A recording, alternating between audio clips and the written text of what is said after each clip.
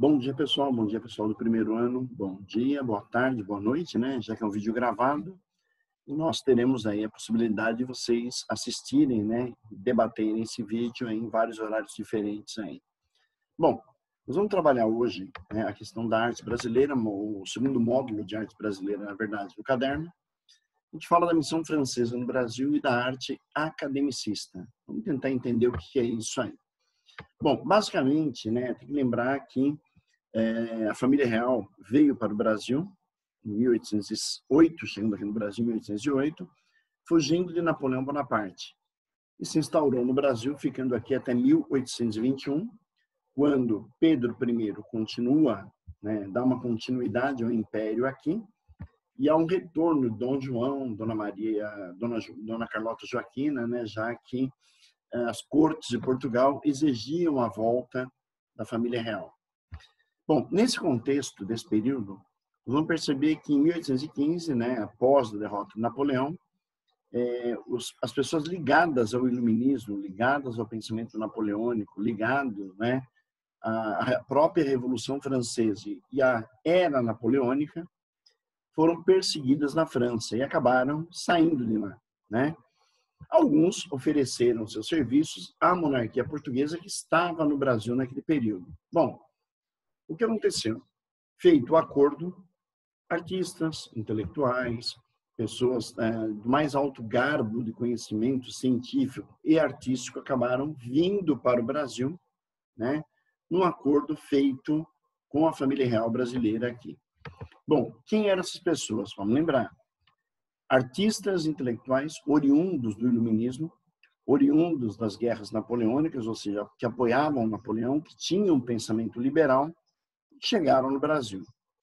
O que aconteceu? Esse grupo de artistas intelectuais foi chamado de Missão Artística Francesa, ou seja, a chegada de uma missão artística francesa em acordo com a família real, criando no Brasil, né, a Escola Real de Ciências, Artes e Ofícios, depois chamada de Academia Imperial de Belas Artes aqui.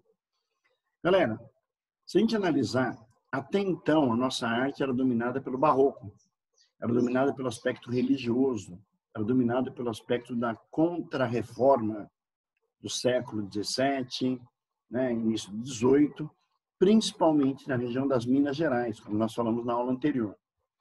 Bom, o barroco no Brasil se configurava como uma arte ainda não profissional, uma arte ainda muito ligada à religião, muito ligada à fé, muito ligado à mineração, à riqueza do ouro, né? Com a chegada dos franceses, com a chegada da missão artística francesa, você vai ter um processo de profissionalização da arte. Ou seja, a chegada dos franceses com as ideias, né, mais radicais, mais transformadoras, advindas do iluminismo, trazem para o Brasil uma nova ótica da arte, da arquitetura, da questão urbana, dos móveis, né? Isso vai acabar criando aqui no Brasil a escola, a academia de artes, né, voltada e vinculada ao Império Brasileiro naquele período ali. Temos a profissionalização da arte e temos, né, alguns artistas que merecem uma observação maior. O primeiro deles, Debré. O Jean-Baptiste Debré, né, ele veio para o Brasil, observou a nossa fauna, a nossa flora, as pessoas que viviam aqui, e fez um conjunto, né, de pranchas, um conjunto de obras chamados de Viagem Pitoresca Histórica ao Brasil. Isso até hoje é utilizado para poder entender quem era o Brasil do século XIX, quem vivia aqui, como as pessoas conviviam, qual era a nossa natureza, qual era o aspecto, né, da fauna, da flora brasileira nesse período aí. E claro que esse Viagem Pitoresca Histórica ao Brasil serve como estudos na Europa de como era o Brasil, qual a característica brasileira ali. Uma curiosidade interessante, né? A geometria da nossa bandeira, ela foi pensada, ela foi desenhada por Debré. Quer dizer, além de fazer essa análise do Brasil através de um conjunto, né, de obras construídas por ele aqui, você tem ainda essa característica, né, de ter dado a geometria da nossa bandeira ali. Bom, Taunay, que é um segundo artista ali, ele vem para o Brasil também, traz para nós a ideia, né, de ser um dos primeiros professores da Escola de Artes do Império, ou seja, da Academia Imperial de Artes aqui. Era um grande intelectual, era um grande pensador da arte, fez, né, trabalhos, né, junto com expedicionários franceses como Freycinet e o Languedoc, que vieram estudar o Brasil na época, vieram entender como é que funcionava o país aqui, e foi um dos grandes, né, artistas, né, que junto com Debré chegaram ao Brasil naquele período. Bom, nós temos ainda alguns artistas que vieram fora da missão francesa, como o austríaco Ender, né, que acompanhou a comitiva da princesa Isabel, da princesa Leopoldina, perdão, que vinha da Áustria para se casar com Dom Pedro I, e João Moritz Rugendas, o famoso Rugendas, né, que desenhou as paisagens, os costumes, as características básicas da população brasileira naquele período ali. Galera, a arte dá um salto, saindo da religião para uma arte mais científica, mais racional, voltada realmente a mostrar a realidade brasileira, seja pelo seu povo, seja pela sua fauna, seja pela sua flora, né? E dessa arte nasce o que nós chamamos de academicismo, certo? Então, o que é isso? O academicismo é uma arte criada no Império e que vai transpassar do Império para a República, onde você vai criar uma ideia de um nacionalismo, né, estabelecido pelo governo, tentando romper a ideia que nós ainda pertencemos ou pertencíamos a Portugal e buscando a influência liberal que existia na França, na Itália, né, naquele período ali. Um dos grandes símbolos do academicismo, que vai ser representado muito fortemente na arte, é o índio, como elemento nacional, como elemento que conta a história do Brasil de maneira nacionalista.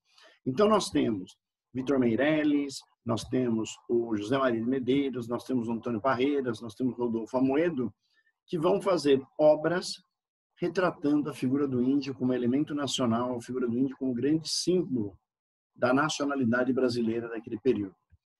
Bom, no segundo reinado, Pedro II, né, esse projeto de valorização da nação, da história nacional, ganha força. O Brasil já estava consolidado no seu império, né, passou por uma transição, que foi o primeiro reinado e o período regencial, e com a consolidação do império, há um fortalecimento da ideia do nacionalismo. Vitor Meirelles é um dos grandes artistas da época, né?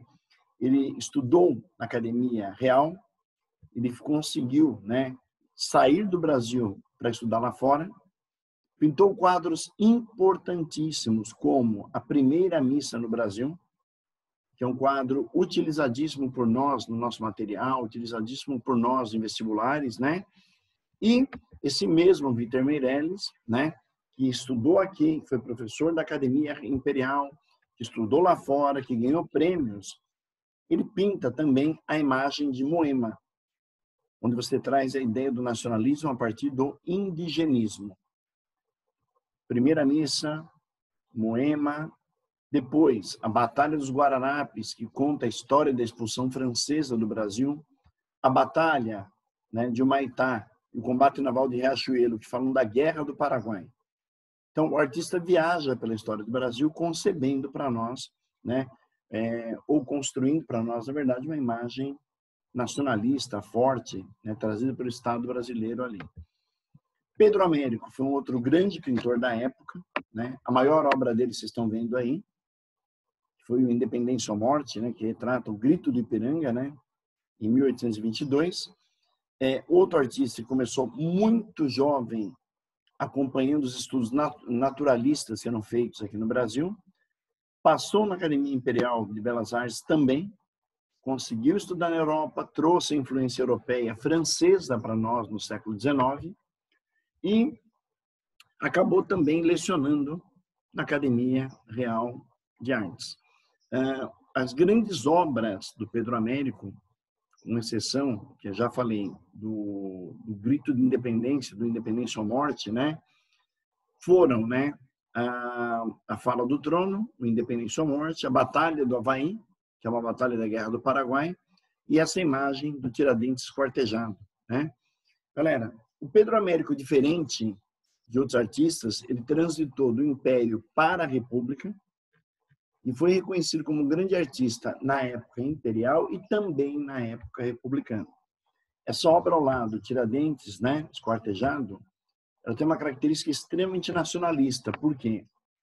Valorizar a figura de Tiradentes como o primeiro grande republicano que morreu lutando na pós-Inconfidência Mineira e trouxe a ideia da independência da República, o formato do corpo de Tiradentes esquartejado traz para nós o formato do mapa do Brasil, se vocês perceberem, também numa visão patriótica, nacionalista, está aqui, ó, o formatinho do nosso mapa. E essa comparação de Tiradentes com Cristo dá a ideia da martirização, do homem que morreu, que deu a vida pela causa, né, que acabou deixando a vida pela pátria, pela nação, pelo ideal da República naquele período ali. É onde se cria a imagem do herói Tiradentes, que até então era um mero desconhecido no Império. Tiradentes só é valorizado na República graças à continuidade desse projeto nacionalista trazido pelo academicismo e retratado por Pedro Américo.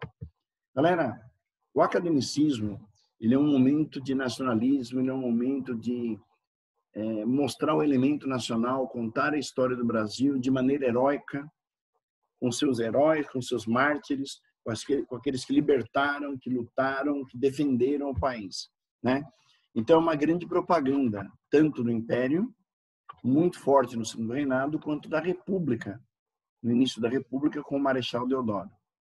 Bom, eu acho que o que a gente precisava dar uma analisada da presença francesa do academicismo no Brasil, fizemos agora aí.